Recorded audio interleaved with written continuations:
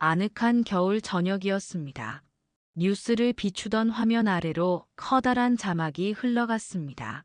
대한민국이 드디어 초고령 사회에 들어섰다고, 이제 5명 중 1명이 65살을 넘겼다고 차분한 목소리가 알려주었습니다. 서울 변두리의 작은 빌라 거실에서 정길 씨는 미지근해진 차잔을 손에 쥔 채 그 문장을 오래 바라보았습니다. 숫자는 화면 속에서 쉽게 지나갔지만 그 숫자 안에 자신도 포함되어 있다는 사실은 쉽게 지나가지 않았습니다. 은퇴한 지 5해가 훌쩍 넘었고 그 사이 계절이 몇 번 바뀌었는지도 모를 만큼 묵묵히 시간을 건너왔지만 그날따라 초침 소리는 유난히 또렷하게 들렸습니다. 똑딱똑딱 흐르는 시간은 되돌릴 수 없다고 말하듯 귓가를 두드렸습니다. 그는 서랍에서 낡은 일기장을 꺼내어 표지를 한번 쓰다듬었습니다. 손끝에 닿는 가죽의 낡은 질감이 세월을 말해주었습니다. 펼쳐보니 잉크색이 다른 여러 시대의 글씨가 번갈아 나타났습니다. 결혼식 날의 분주함, 처사이의 울음소리를 처음 들었을 때의 가슴 떨림, 용기를 내 시작했던 사업과 그 뒤를 따랐던 실패의 서늘함, 그리고 다시 일어서던 날의 작고 단단한 결심까지 삶의 굴곡이 또박또박 적혀 있었습니다. 그는 페이지를 넘길 때마다 당시의 공기와 냄새, 손에 남았던 촉감까지 되살아나는 것을 느꼈습니다. 사람은 누구나 최선이라고 믿으며 선택을 했고 그 선택들이 모여 지금의 자신을 만들었다고 스스로에게 말했습니다. 그러나 마음 한쪽에서는 질문이 조용히 올라왔습니다. 그 많은 갈림길 한가운데서 정말 후회 없는 길을 고른 적이 얼마나 되었을까 하고 한숨처럼 번지는 의문이었습니다. 다음 날 오후 햇살이 부드럽게 내려앉은 동네 공원에서는 오래된 벤치들이 소곤거렸습니다. 낙엽들이 바람에 밀려 옆자리로 살금살금 옮겨 붙었고 멀리서는 아이들의 웃음이 조각조각 흩어졌습니다. 몇 분의 어르신이 옹기종기 앉아 이야기를 나누고 계셨습니다. 어떤 이는 살다 보니 후회 없는 선택이 과연 있는지 모르겠다고 돌아보면 아쉬운 것만 떠오른다고 낮은 목소리로 털어놓았습니다. 다른 이는 젊을 때는 앞만 보고 달렸더니 놓친 것이 많았다고 이제야 비로소 마음이 느리게 숨을 쉰다고 고개를 끄덕였습니다. 그러자 한 분이 환하게 웃으며 말했습니다. 건강을 지킨 일이 자신에게는 가장 잘한 선택이었다고 진단을 받고도 포기하지 않고 매일 걸어 나와 숨을 고른 덕분에 지금도 이 자리의 바람을 온몸으로 느낄 수 있다고 그렇게 말하고는 벤치 등받이에 등을 기대고 하늘을 잠시 바라보았습니다. 서로 다른 대답들이고 서로 다른 표정이었지만 그 안에는 공통의 깨달음이 있었습니다. 각자에게 가장 소중한 것이 다르고 그래서 각자에게 후회 없는 선택도 다르다는 단순하면서 깊은 진실이었습니다. 며칠 뒤 골목 초입의 작은 분식집 앞을 지나던 정길 씨는 한동안 걸음을 멈추었습니다. 유리문 너머로 보이는 따뜻한 조명 아래 비슷한 또래의 부부가 분주하게 손발을 맞추고 있었습니다. 남편은 김밥을 가지런히 말아 올렸고 아내는 넓은 팬에서 떡볶이를 한 번 더 뒤집어 불의 숨을 고르고 있었습니다. 익숙한 손놀림에는 세월이 새겨져 있었고 서로를 바라보는 눈빛에는 긴 동행의 신뢰가 배어 있었습니다. 단골이 문을 열고 들어오자 두 사람의 얼굴은 동시에 환해졌고 입가에는 자연스러운 인사가 맴돌았습니다.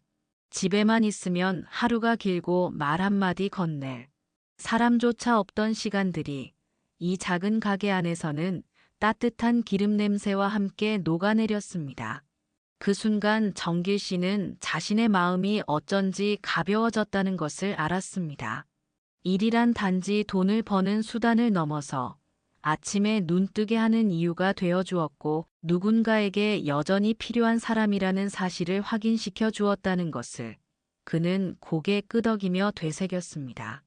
그러나 저녁 무렵 가게 셔터를 내리고 뒷정리를 하던 그 부부에게 아들이 찾아왔을 때 공기에는 다른 온기가 돌았습니다.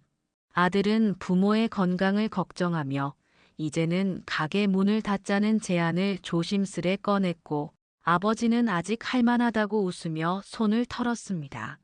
어머니는 하루 종일 집에 있으면 답답해서 오히려 더 늙는 기분이었다고 천천히 덧붙였습니다. 가족의 사랑에서 비롯된 충돌은 쉽게 결론나지 않았습니다. 각자의 마음 속에는 서로를 향한 애틋함과 서로를 향한 두려움이 함께 자리하고 있었습니다. 사랑은 때로 다른 방향을 가리키는 나침반처럼 흔들렸고, 그 흔들림은 삶의 깊이를 알게 해주었습니다.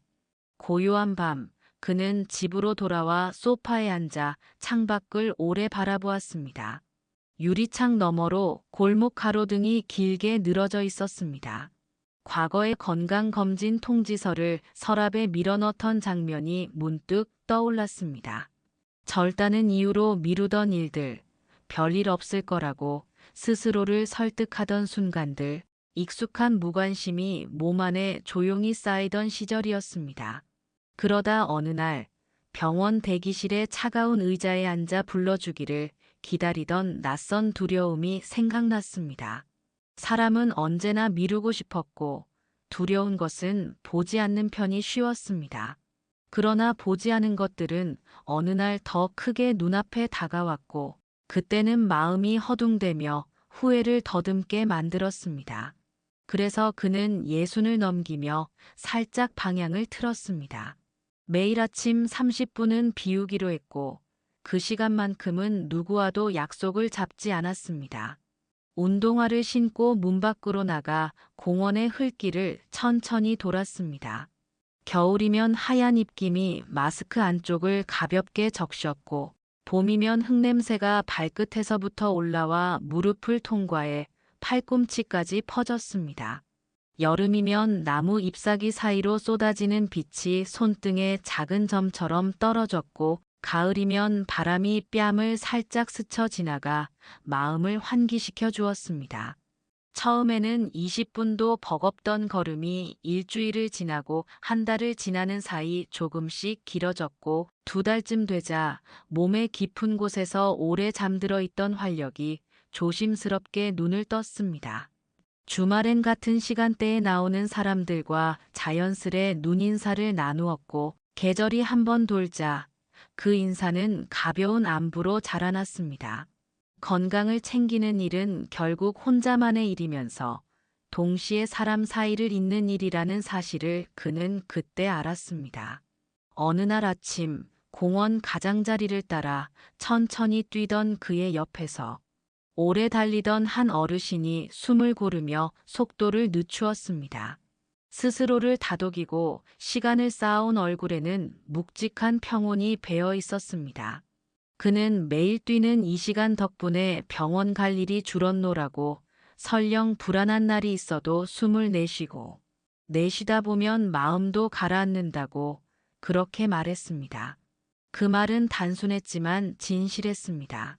몸이 먼저 안정을 찾으면 마음이 따라가고, 마음이 다시 몸을 이끌어 더 나은 내일로 가게 했습니다. 건강을 지키는 일은 오래 사는 기술이 아니라 오늘을 충실히 사는 습관이었습니다. 가족과의 관계도 마찬가지였습니다. 젊은 시절 그는 자주 늦었습니다. 아이들이 졸린 눈으로 아버지를 기다리던 밤이 많았고, 거실에 켜진 형광등의 냄새가 묘하게 차갑던 때가 있었습니다. 그때 그는 가족을 위해 쉼없이 달리고 있다고 믿었습니다. 더 넓은 집, 더 좋은 교육, 더 안정된 장래를 위해서라고 자신을 설득했습니다. 그러나 시간이 지나 되돌아보니 가족이 바라던 것은 식탁 위의 천천한 대화였고, 주말 오후의 공원 산책이었고, 그냥 아무 이야기 없이도 곁에 있어주는 시간이었습니다. 뒤늦게 알게 된 마음은 늘 미안함을 데리고 왔고, 그 미안함은 그를 조금 더 다정한 사람으로 만들었습니다. 그래서 그는 약속을 만들었습니다. 한 달에 2번, 꼭 자녀들과 밥을 먹기로 했습니다. 처음에는 어색한 침묵이 숟가락에 얹혀왔다가 시간이 쌓이자 웃음이 먼저 식탁에 올랐습니다. 아들은 바쁜 와중에도 일주일에 한 번 안부를 물었고, 딸은 주말마다 아이들의 그림을 사진으로 보내주었습니다. 오랜 갈등으로 멀어졌던 사이를 다시 잇는 일은 먼저 전화 한 통을 거는 손끝의 떨림만 이겨내면 되는 일이었습니다. 사소한 오해나 서운함은 전화를 건 쪽의 용기에 조금씩 녹아내렸고, 미안하다는 말은 생각보다 훨씬 가볍게 입술을 지나갔습니다. 화해는 과거를 지우는 일이 아니라 과거 위에 새로운 다리를 놓는 일이었습니다. 다리가 놓이고 나면 왕복이 가능해졌고, 왕복이 가능해지자 마음의 거리가 줄어들었습니다. 가끔은 저녁 종소리처럼 무거운 소식이 그 다리 위로 떨어지기도 했습니다. 친구의 장례식에 다녀오는 길, 그는 검은 옷깃을 여미며 한동안 바람을 맞았습니다. 같은 나이였고 같은 시대를 건너왔던 친구였습니다.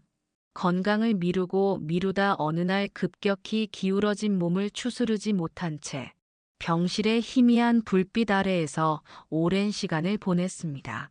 마지막 인사를 전하며 그는 마음속에서 오래 울렸습니다. 도대체 무엇이 우리를 이렇게 갈라놓았을까? 운명일까? 아니면 선택일까? 그 질문이 오래 가슴에 남았습니다. 슬픔은 삶을 비추는 느린 거울이 되어 주었고, 거울 앞에 선 그는 지금까지의 선택을 조용히 더듬어 보았습니다. 아주 잘했다기보다 덜 후회했다는 안도감이 어디쯤 가만히 앉아 있었습니다.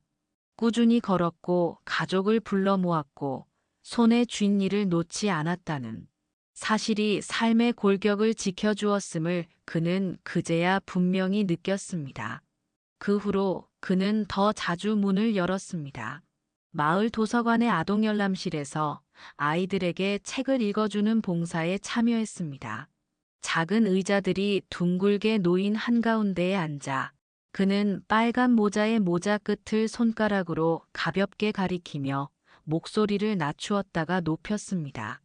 긴장되는 대목에서는 잠시 말을 멈추어 아이들의 숨소리가 고르게 들리게 했고, 유쾌한 부분으로 넘어가면 천천히 미소를 얹어 말끝을 부드럽게 올렸습니다. 아이들은 눈을 크게 뜨고 이야기를 따라왔고, 어느 아이는 무릎 위에서 발끝을 꼼지락거리며 기다리다 환하게 박수를 쳤습니다. 책을 덮는 순간 그는 자신이 주었다고 생각한 시간이 오히려 자신을 채워주었다는 것을 알았습니다. 나눔은 가진 것을 꺼내어 내어놓는 일이기도 했지만 더 본질적으로는 내 안에 굳은 것을 풀어 차분하게 흐르게 하는 일이기도 했습니다. 도서관을 나서는 길, 함께 봉사하는 또래의 동행과 걸음을 맞추었습니다. 늦게 시작했지만 다행이라고 받는 것이 더 많다고 두 사람은 같은 문장을 서로 다른 목소리로 나누었습니다. 그 말은 거짓이 아니었습니다. 집으로 돌아오면 어깨가 가벼웠고 거실의 공기가 조금 더 밝았습니다. 손주가 전화를 걸어와 오늘 읽어준 이야기의 다음 장면을 묻는 날에는 그는 다음 주의 목요일을 손꼽아 기다렸습니다. 새로운 활동은 그의 일상에 작은 파문을 만들었고 그 파문은 하루를 더 고르게 흔들어 주었습니다. 사람은 나이가 들어서도 변할 수 있다고, 변화의 속도는 느려도 방향은 분명할 수 있다고 그는 자신에게 천천히 말했습니다. 그의 삶은 그렇게 3가지 축 위에서 천천히 회전했습니다. 일을 계속해 아침마다 문을 열 힘을 얻었고, 가족과의 관계를 다정하게 손질하여 저녁마다 식탁의 불빛을 조금 더 따뜻하게 키웠고, 건강을 지키는 습관으로 하루의 호흡을 안정시켰습니다. 어느 하나를 지나치게 밀어 올리지도, 어느 하나를 가볍게 내려놓지도 않으려 애썼습니다. 때로는 무게 중심이 흔들렸습니다. 예상치 못한 통증이나 갑작스러운 서운함이나 일거리의 끊김이 그의 발밑을 출렁거리게 했습니다. 그러나 그는 이제 알고 있었습니다. 흔들림이 완전히 무너지기 전의 알림이라는 것을. 그 알림을 들었을 때는 속도를 늦추고 잠시 멈추어 서야 한다는 것을, 잠깐의 휴식이 무너짐을 막아준다는 것을요. 그래서 그는 쉬는 방법도 함께 배웠습니다. 쉼은 포기가 아니었고 준비였습니다. 쉼은 뒤로 물러서는 일이 아니라 앞으로 한 걸음을 더 정확히 내딛기 위한 망설임이었습니다. 어느 토요일 저녁 온 가족이 모여 앉아 함께 밥을 먹는 자리에서 그는 조용히 감사하다고 말했습니다. 아이들은 웃으며 고개를 끄덕였습니다. 예전의 식탁과는 달랐습니다. 서로의 말을 끊지 않았고 질문은 짧게, 대답은 천천히 이어졌습니다. 손주가 학교에서 그린 그림을 내밀면 그는 꼼꼼히 색을 따라가며 칭찬했고, 며느리가 새로운 요리법을 설명하면 그는 노트에 작은 글씨로 메모를 했습니다. 가족의 시간은 과거의 미안함을 덜어주었고 동시에 미래의 기대를 키워주었습니다. 사람은 사랑하는 이들의 목소리 속에서 자신이 여전히 살아있다는 확신을 얻었습니다. 그 확신은 늦은 밤 침대에 누워 천장을 바라볼 때도 그를 조용히 지켜주었습니다. 가끔은 외로움이 문턱을 넘기도 했습니다. 아내를 먼저 떠나보낸 뒤로 그는 문득 찾아오는 침묵의 온도를 잘 알았습니다. 그럴 때면 그는 불을 환히 켜지 않았습니다. 대신 작은 조명을 켜고 사진첩을 펼쳤습니다. 오래된 사진 속에서 젊은 부부가 종종 걸음으로 걸어가고 있었고 아이들은 짧은 다리로 뒤를 따랐습니다. 그는 오래전 그 길의 공기를 떠올렸습니다. 서툰 행복이었지만 분명한 행복이었습니다. 사람은 이렇게 자기 삶을 다시 읽으며 남은 시간을 더 단정히 접어 서랍에 넣을 수 있었습니다. 과거에 매달리지 않되 과거의 손길로 현재를 부드럽게 어루만지는 방법을 그는 배웠습니다. 새벽이 밝아오던 어느 날 그는 창문을 열고 깊이 숨을 들이마셨습니다. 차가운 공기가 폐 깊숙이 스며들었다가 천천히 빠져나갔습니다. 지난 세월 동안 수없이 많은 선택을 했고 그 가운데에는 아쉬움도 다행도 섞여 있었습니다. 그러나 적어도 세 가지 선택만큼은 분명했습니다.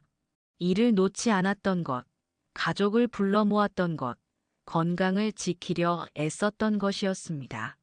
이 세 가지의 합이 자신을 지금 여기로 데려왔다는 확신이 아침 햇살처럼 창턱에 걸렸습니다. 완벽하지 않은 선택들이 모여 비교적 평온한 하루를 만들었고 그 하루가 모여 어느덧 만족스러운 계절을 만들었습니다. 그는 알았습니다. 평온은 덤이 아니라 작은 실천들의 당연한 결실이었습니다. 그가 도서관 봉사에서 돌아오던 날 공원에서 마주친 동네 어르신은 그의 표정이 환해졌다고 말해주었습니다. 그는 웃으며 도서관 이야기를 들려주었고 관심을 보이는 이웃에게 일정과 방법을 천천히 알려주었습니다. 좋은 영향은 늘 조용히 번졌습니다. 누군가의 작은 변화는 다른 누군가의 마음을 건드렸고 마음이 건드려지면 발걸음이 움직였습니다. 함께 걷자고 말하는 이들의 수가 조금씩 늘었습니다. 새벽의 운동 코스에는 서로를 기다리는 인사가 생겼고 벤치 위에는 짧고 다정한 숨이 포개졌습니다. 혼자보다 함께일 때 사람의 습관은 오래 버틸 수 있었습니다. 그는 가끔 그래프를 떠올렸습니다. 삶의 만족이란 눈에 보이지 않지만 분명히 오르는 선이 있다고 믿었습니다. 새로운 활동을 시작하면 곡선의 기울기가 살짝 가팔라졌고 가족과의 소통이 늘어나면 곡선은 흔들리지 않고 매끈해졌습니다. 몸을 돌보는 습관이 자리 잡으면 곡선은 큰 골 없이 이어졌습니다. 숫자는 화면에 잠깐 머물다 사라졌지만 그는 자신의 몸과 하루에서 그 숫자를 체감했습니다. 건강은 걸음의 탄력으로 말을 했고 관계는 식탁의 열기로 말을 했고, 일은 눈빛의 생기로 말을 했습니다. 말의 주어는 언제나 조용했지만 동사는 늘 명확했습니다. 살았다, 지켜냈다, 이어졌다. 그런 동사들이었습니다. 주말이 되어 가족들과 바닷가에 나갔을 때 그는 파도 소리를 들으며 오랫동안 걸었습니다. 수평선 위 하늘은 서서히 붉어졌고 노을의 빛은 바다 위로 길게 펼쳐졌다가 파도의 리듬에 따라 부서졌다 이어졌습니다. 아들은 아버지의 보폭에 맞춰 걸음을 늦추었고 손주는 모래 위에 작은 성벽을 쌓았다 허물었다 하며 깔깔 웃었습니다. 그는 바다를 바라보며 생각했습니다. 후회 없는 선택이란 거대한 결단의 이름이 아니라 매일 저녁 휴대전화의 연락처 중 한 사람에게 먼저 안부를 묻는 손가락의 움직임이었고 하루 30분 걸음을 나서는 내복의 온기였고 새로운 사람들 사이로 들어가 조용히 앉아 책을 펼치는 자세였습니다. 과거를 모두 새롭게 쓰려는 욕심이 아니라 오늘의 한 줄을 조금 더 단정히 적으려는 마음이었습니다. 그날 밤 그는 집으로 돌아와 불을 낮추고 앉아 있었습니다. 사진틀에 담긴 가족들의 얼굴이 조용히 빛났습니다. 그는 천천히 마음속 문장을 정리했습니다. 사람은 누구나 아쉬움과 다행을 함께 안고 살았고 한쪽만 골라 담을 수는 없었습니다. 다만 오늘의 선택이 내일의 다행이 되도록 작게라도 꾸준히 해나가는 일만이 자신에게 허락된 최선이었습니다. 그래서 그는 다시 내일의 알람을 설정했습니다. 새벽에 걷기, 오전에 장보기, 오후에 도서관 봉사, 저녁에 짧은 통화, 그 일정들을 차분히 정리했습니다. 그 작은 사다리의 단들이 그를 내일로 올려줄 것이라는 믿음이 마음 안에서 조용히 자리 잡았습니다. 그리고 마음속으로 또렷이 말했습니다. 후회 없는 삶은 지금부터 시작한다고, 늦지 않았다고. 사람은 나이와 관계없이 오늘의 방향을 새로 정할 수 있다고요. 창밖의 바람이 커튼을 가볍게 건드렸습니다. 커튼 자락의 움직임이 서서히 가라앉자 집안의 공기는 더 안정적으로 느껴졌습니다. 그는 등을 등받이에 기대고 숨을 길게 내쉬었습니다. 평온히 가슴에 앉았습니다. 그것은 요란한 승리의 깃발이 아니라 잘 다려진 흰 셔츠의 매끈한 주름처럼 손끝으로 만져지는 단정한 감촉이었습니다. 다음 날 아침, 그는 천천히 신발끈을 묶고 문을 열었습니다. 차가운 공기가 반갑게 몰려왔고 그의 걸음은 주저하지 않았습니다. 어제의 자신이 오늘의 자신에게 건넨 작은 선물을 받듯 그는 발끝을 앞으로 내밀었습니다. 그렇게 한 걸음, 또 한 걸음, 그는 자신이 지키고 싶었던 세 가지 선택을 다시 확인하며 길로 나섰습니다. 그 길 위에서 그는 어제보다 조금 더 단단해졌고 내일의 자신에게 조금 더 친절해졌습니다. 그 친절이야말로 후회 없는 선택들이 남긴 가장 값진 선물이라고 그는 천천히 이해했습니다. 시간이 흘러 늦은 오후의 해가 공원 벤치에 금빛을 내려놓을 때면 그는 옆자리의 낯선 이웃에게 먼저 인사를 건넸습니다. 안부를 묻는 짧은 말 끝에서 삶은 다시 한번 연결되었습니다. 골목 사이로 아이들의 웃음소리가 흘러나오고 먼 하늘 위로 새들이 한 줄로 날아갈 때 그는 알았습니다. 삶의 품질은 거창한 사건이 아니라 이런 소소한 장면들을 얼마나 자주, 얼마나 깊게 받아들이느냐에 달려 있었다는 것을요. 그리고 그 소소한 장면들을 더 자주 만나기 위해 오늘 해야 할 일은 언제나 같았습니다. 몸을 조금 움직이고 마음을 먼저 열고 사람을 향해 손을 내미는 일. 그 세 가지를 반복하는 동안 그의 하루는 부드럽게 윤이 났습니다. 그 윤기가 쌓여 어느 날 거울 앞에 섰을 때 그는 자신의 얼굴에서 오래전보다 더 편안한 미소를 보았습니다. 그 미소가 말없이 들려주었습니다. 당신의 선택은 충분히 좋았다고, 그리고 그 선택은 오늘도 계속되고 있다고요. 마지막 장면처럼 밤이 내려앉을 때 그는 조용히 전등을 끄고 침대에 누웠습니다. 눈을 감으면 바닷가의 파도 소리가 아득히 들려오는 듯 했고 아침 공원의 초록 냄새가 아주 희미하게 떠올랐습니다. 숨은 고르게 이어졌고 마음은 덜 흔들렸습니다. 그는 낮게 중얼거렸습니다. 후회 없는 삶, 지금부터 시작입니다. 라고. 그 문장은 방 안의 어둠 속에서 잠시 떠올랐다가 이내 그의 호흡 속으로 부드럽게 녹아들었습니다. 그리하여 내일도 그는 같은 걸음을 다시 시작할 수 있었습니다. 시작은 늘 오늘 밤의 다짐에서 태어났고 그 다짐은 오래된 나이에도 아랑곳하지 않았습니다. 나이는 숫자에 머물렀고 변화는 언제나 마음에서 자랐습니다. 마음이 움직이면 삶은 천천히 따라 움직였습니다. 그 느린 움직임이야말로 노년을 가장 아름답게 빛나게 하는 리듬이었다고 그는 잠들기 전 마지막 생각으로 조용히 받아들였습니다. 오늘 이야기를 끝까지 함께 해주셔서 진심으로 감사드립니다.